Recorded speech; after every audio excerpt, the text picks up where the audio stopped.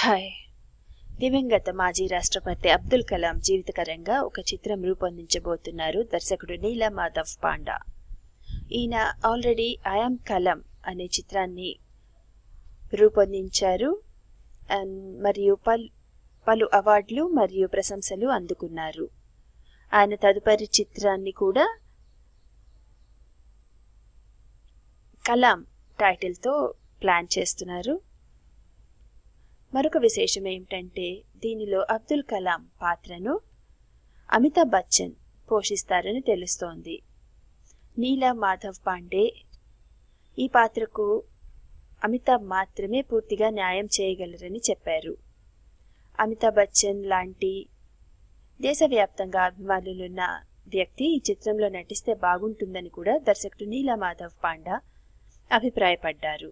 మరిన్ని విశేషాల కోసం మా ఛానల్కు సబ్స్క్రైబ్ చేయండి.